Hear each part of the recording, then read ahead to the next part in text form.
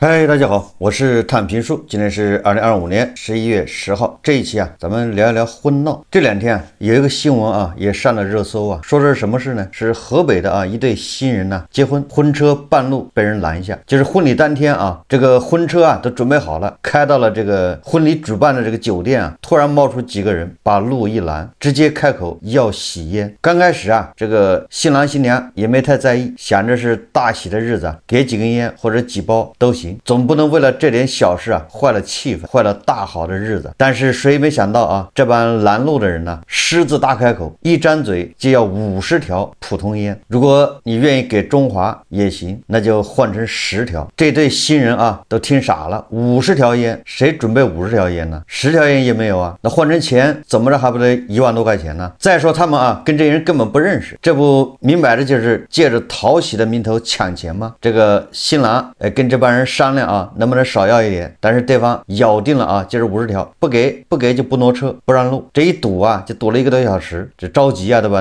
那邊啊，這個人等着新郎新娘到場呢，要舉行儀式啊，這邊堵在路上，這時間來不及啊。哎，人家攔車的吃定了，對吧？你就是着急，他不着急。最後啊，這個新郎新娘一商量，不跟他們耗了，兩人下車啊，棄車而走。有人說啊，這個新郎新娘打車去了這個酒店，有人說這個他倆就走出去了，反正也不遠，把那個攔車的啊就晾在那兒。後來婚車司機把這一段呢，他不是錄了視頻嗎？發到網上。司機說啊，新人因為是大喜日子，不想多事，所以沒有報警，但到現在車隊的尾款還沒有結。大家看視頻啊。50條香煙的喜錢，河北新人婚車遭攔，喜慶日便鬧心事兒。10月5號上午，河北廊坊一對新人的婚車剛駛出新娘暫住的酒店停車場，便被攔車者強行截停。對方獅子大開口，索要50條普通香煙或10條高檔香煙作為喜錢，按市價折算，金額超萬元。婚車司機試圖協商給2包煙沾喜氣，卻遭對方強硬拒絕。雙方僵持近1小時，眼看婚禮吉時將近，新人不堪糾纏，只能棄車，打車奔赴現場。不僅沒能坐上婚車，新娘還被氣哭，婚車服務費用也未能結算。這哪還是什麼傳統習俗？這分明是把新人大喜之日不願惹麻煩的心理給吃透了，把討喜異化為了赤裸裸的勒索。對此，律師也說了，這種行為很有可能已經涉嫌敲詐勒索罪，早就超出了民俗的邊界，打着習俗幌子行違法之實的行為，把新人逼到棄車棄哭，這已經不是習俗跑偏這麼簡單了。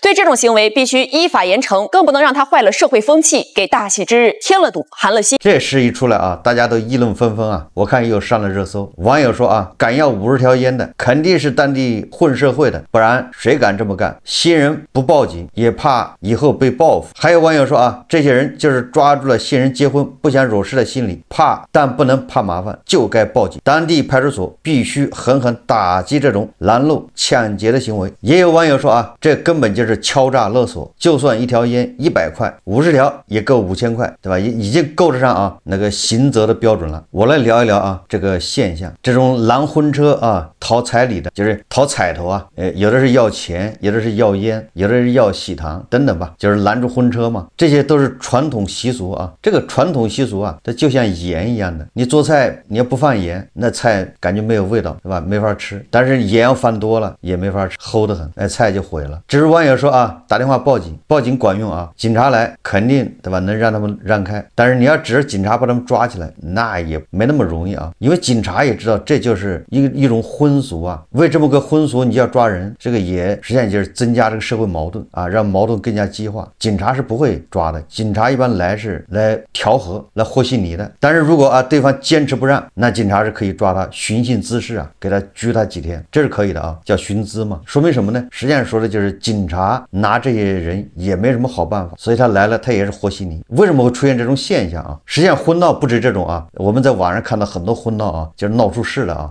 比如有的山東吧，河南河北就這些地方，還有把那個新郎綁在電線桿上，拿透明膠帶對吧，綁在電線桿上，還有什麼？還有的地方啊，讓那個老公公啊親新娘，對吧？有的地方是老公公背新娘，就是各個地方風俗不一樣啊。那個婚鬧啊，各種鬧，哎，還有鬧那個伴娘的，對吧？這有的把伴娘給罢官了，這個趁機這個上下其手的，這个完了之後半年受不了，還跑去打官司告狀的，報警，然後這個新郎新娘這邊趕緊攔着，大喜日子千萬不要報警，不要鬧得這個不好，這種很多有的婚鬧啊，大家都接受不了，惡俗，有的婚鬧啊，很多人很難想象還能發生在今天，但事實上就是很多地方做的非常過分。實際上婚鬧都一樣啊，就是什麼意思呢？就是我們現在這個物質啊發展的快，這個社會發展的快，人員流動特別大，打破了過去這種叫熟人社會。過去我們都是生活在自己那個小村莊或者你那個街道，你很難出門，對吧？你被禁錮在你那個小地方，大家都是熟人社會啊，所以在那種熟人社會下，在那種生產力下，對吧？在那種生活節奏下形成了一些風俗。那現在呢，對吧？現在物質啊發展的已經很快了，這個技術條件、交通，大家都出門打工，對吧？這些農村的人見多識廣，城裡面呢人也越來越多，大家誰都不認識誰，有時候常年在外打工，回到村裡面也是誰也不認識誰，也就是說這種熟人社會啊被解構掉了，對吧？現在整個社會背景變了，但是我們的風俗啊，我們的思想其實沒有那麼大的變化，就是物質變化的快，所以我們這種過去的那一套啊跟不上形勢了，實際上要被淘汰掉的。你比如說這個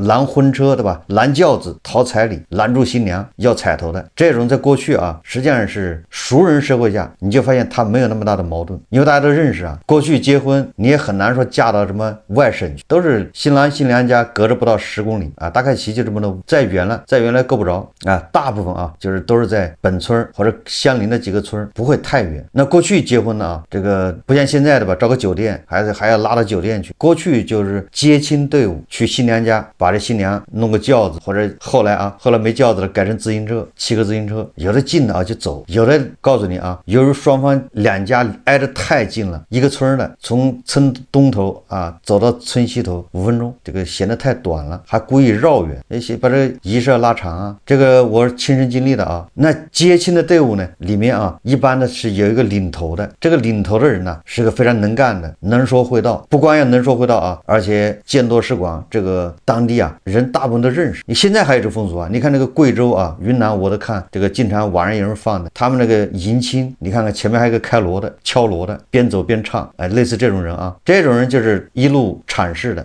他遇到這個攔轎子或者攔新人要錢的，他上來有時候遞幾根煙呢，遞一包煙呢，或者給一點點錢打發煙，因為大家都認識啊，都是熟人呢，都在，對吧？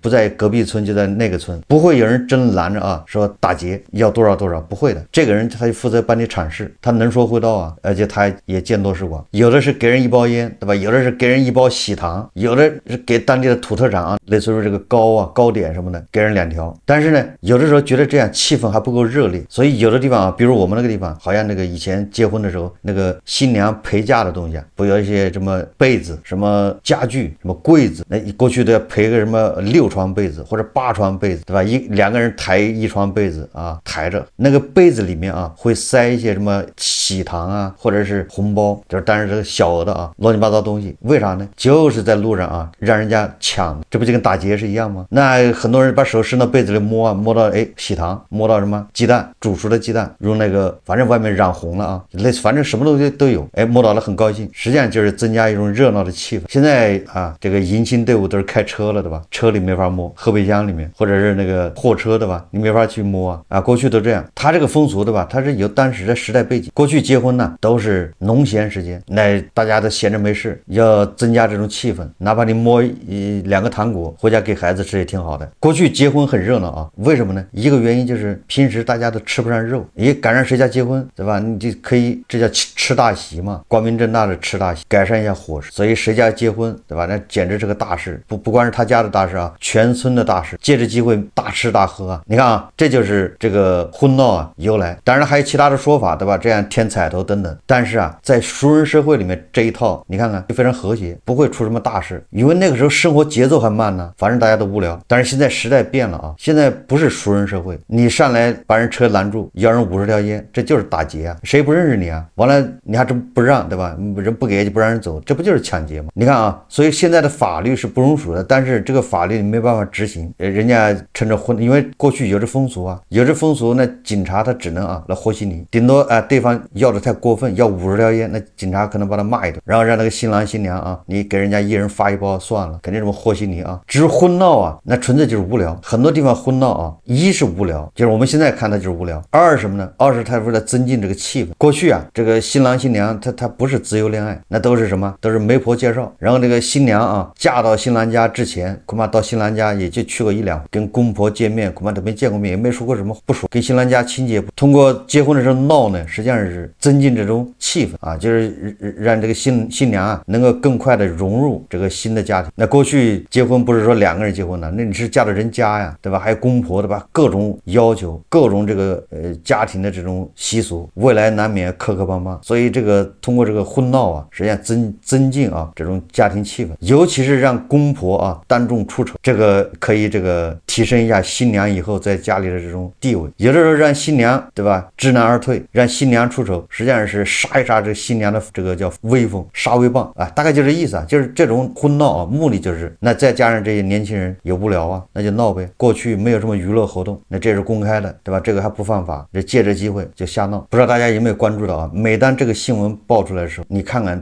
都是一些什麼地方？都是那種經濟不太發達，經濟不太發達的地方，它還是熟人社會為主，也不是為主吧，就是那個地方啊，這個風俗啊、觀念啊僵化，還沒來得及改，沒有叫什麼與時俱進。實際上現在很多地方這個結婚的風俗啊，已經慢慢在改了，簡化。畢竟年輕人越來越多啊，這年輕人這個主見越來越多，越來越多的人選擇什麼？選擇什麼旅遊結婚呢？對吧？這個隨便搞個形式就行了。2人一宣布，不搞過去的那種結婚儀式。我在想啊，這些婚鬧，這些很多民俗婚俗，隨着這個時代進步啊，它逐漸就會被淘汰掉。但是它需要時間，包括這個啊高額彩禮這些東西啊，都需要時間。說來說去啊，就是因為我們這40年改革開放啊，發展的很快，物質上面啊有很大的成就，但是我們的思想我們還沒有太大的這個改變，没有建立一套新的啊一個大家都能接受的風俗，這個東西需要時間沉澱的。因為沒有建立一個大家公認的一個新的風俗，所以老的呢還就延續下來了。有的地方啊，所以我們要重點說的是什麼呢？重點說的是隨着我們物質生活的這個快速發展，我們的精神生活，我們的這個民俗也要與時。過去啊很多那些傳統的在當時是合理的，但是挪到現在它顯然已經落伍了，甚至啊是違法了，對吧？扒那个伴娘的衣服，這種視頻網上很多啊，移風易俗。那現在就看，對吧？新一代年輕人，這年輕人不是說這個整頓什麼房地產嗎？年輕人整頓這個職場，年輕人整頓這個整頓那個，年輕人最該整頓的就是這些風俗、老規矩、老傳統。我們有很多人啊，一說到老規矩、老傳統，就認為是好東西，國粹、精粹。實際上不是啊，傳統不代表好，傳統只說當時是適應的，是好的，當時那個生產力情況下，當時那個背景下，但是到現在這兒就明顯不合適了。你比如說啊，我們老說的中醫，我昨天也做了個節目，中醫中藥在過去200年，在那個時候，對吧？那你只有這東西啊，你老百姓的身體健康靠什麼來保呢？那只能是這些東西。那當時生產條件、生產力就是這樣，所以中醫中藥它是很合適的，它是起到作用的。但是你這個時候你還把，對吧，中醫中藥抱着不放，那就說明你不能與時俱進啊，你接受不了科學，對吧？我覺得這個人工智能的發展，首先取代的應該是老中醫，對吧？人工智能完全可以取代老中醫啊。為什麼呢？因為老中醫是不需要那個借助什麼 X 光啊，對吧？什麼拍片子啊，這個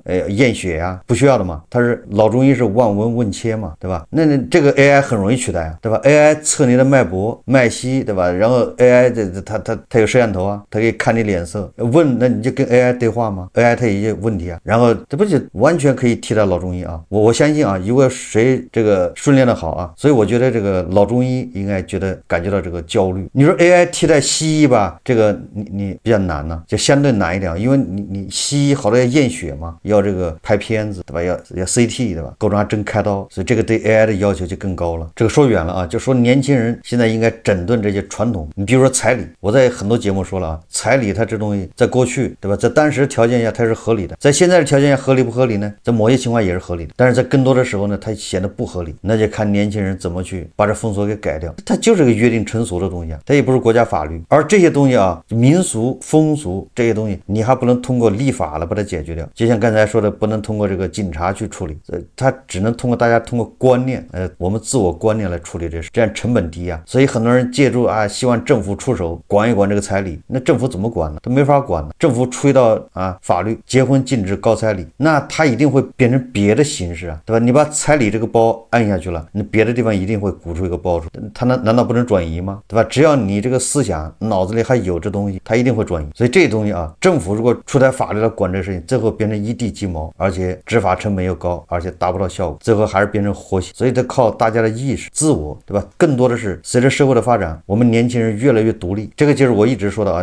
虽然我们现在物質發展到現在了，已經比較發達了，但是我們很多人呢，並沒有完全獨立，就還是習慣在這種小農經濟下的那種大家庭，還是習慣以，對吧？以傳統的這種大家庭為這種這個組織。在農業社會啊，大家庭啊，它抵抗這個風險、抵抗自然災害的能力是不是要強啊？強得多，人多力量大。但是在現在這個社會啊，小家庭甚至單身一個人，他反而顯得更靈活。哎，這個你看，比如說你現在在北京啊，你突然上海一個工作機會，如果你是一個人的話，你根本就不想，對吧？直接就去上海了，因為工資給你乘了2。但是如果你成家立業了吧，你有老婆有孩子，父母在北京，你這個時候要去上海，你就得各種牽掛，各種阻撓，你很難成行。你就是到了上海上班，你也是人在叫曹營心在漢，這還是在國內啊。如果要是非洲，對吧？有個工作工資漲了4倍，你要是單身漢你就去了，但是如果你是，對吧？拖家帶口的，你又去不了了。你看，這就是為什麼現在年輕人不愛結婚的原因呢？不愛生孩子，一個人機動靈活，這個在社會中打拼啊，生存的空間反而大，機會反而更多。在過去呢，小農經濟下呢，那就不一樣了，一定是大家庭，那些騾子馬都歇着，騾子馬貴啊，養不起啊，吃的比人多，那體力活怎麼辦呢？搶種搶收，那就是說人越多越好，人是生產力，而且人還好養活，對吧？老大穿小的衣服，老二穿，老二穿小的衣服，老三穿，根本就不浪費。你養的越多，邊際成本越低，你說奇怪吧？就你生的孩子越多啊，你邊際成本越低啊，但是那個收益是越大呀，你又多了個勞動力啊。你多養一個女兒，你把她養活了，嫁出去啊，得有彩禮，要不然你不白養了嗎？所以彩禮就這麼出來的。如果說啊不給彩禮，嫁女兒沒有彩禮，那好，你看看很多描寫啊，古代社會很多為什麼女嬰會被溺斃呢？這個很多外國傳教士啊，在中國遊記裡面記得非常多啊。我記得是哪個傳教士啊，我名字忘了啊。他寫在他到北京的一路上，路邊就是女嬰吶，就是扔在垃圾堆裡面，被狗啊野狗叼着到處慘不忍睹啊。為什麼呢？很多的吧，福建很多南方啊，北方我不太清楚，生了女嬰直接就給他結束。為什麼呢？因為生了你把他養大了之後嫁出去，你賠錢呢。那個時候本來養活就不容易，所以你看看啊，在那個時候彩禮是不是就變得合理了？如果沒有彩禮的話，那個女嬰的成活率就越低。生男孩是生產力，對吧？不僅傳宗接代，而且還能幹活，比養個騾子馬要便宜。如果你不考慮教育的話啊，過去啊，農民大部分也不講究教育，什麼讀私塾啊，頂多讓他識幾個字。所以咱們話也說回了啊，你看現在的高彩禮，彩禮現在很多地方越來越高啊，是怎麼形成的？你要想解決它啊，只能靠發展的眼光，就是經濟再發展，年輕人越來越獨立，真正的做到啊，就是對過去那種小農經濟下的這種封建大家庭的一種解構。這個美西方它沒有彩禮的現象，我不知道日韓有沒有彩禮的現象啊？就是你可以總結，比如印度有彩禮，巴基斯坦有彩禮，很多地方都有彩禮啊，不光是中國有彩禮，印度還是倒彩禮呢。印度的彩禮是女方給男方錢，哎，這個也符合當地的這個社會背景啊，非常符合的。為什麼呢？因為印度這個叫什麼婆羅門教，對吧？印度教啊，它那個婆羅門它男的可以往下娶，男的沒有辦法往上娶，就是低種姓的男子啊不能娶高種姓的女子，但是高種姓的男子可以娶低種姓的女子。所以女子你要高嫁，你可以嫁給高種姓的，你嫁了高種姓之後，你不就是你整個的後代，對吧？你自己也變成，對吧？高種姓或者享受高種姓的那種待遇，這叫高嫁。你高嫁你就得付出成本，男的沒機會。不管哪裡啊，只要有彩禮，實際上反映的都是當地啊年輕人他沒有辦法獨立，他離不開這個大家庭。這一期啊，咱就是閒聊啊，閒聊過去的這種風俗啊，為什麼到現在很多就變得格格不入，有的變成滑稽可笑，有的變成違法犯罪，沒有辦法，是因為這些風俗適合當時的情況，已經不適合現在了。但是我們也沒能建立一套新的，還來不及建立一套新的，對吧？大家的這個約定成俗的一些習慣，這個恐怕需要時間啊，需要更年輕的一代來解決。也就是等到00後做了父母之後，恐怕他們的孩子要稍微好一點。好，這期節目啊，咱們就聊到這裡，感謝大家收看。如果喜歡我的節目，歡迎訂閱轉發，也可以在下方留言評論，謝謝大家。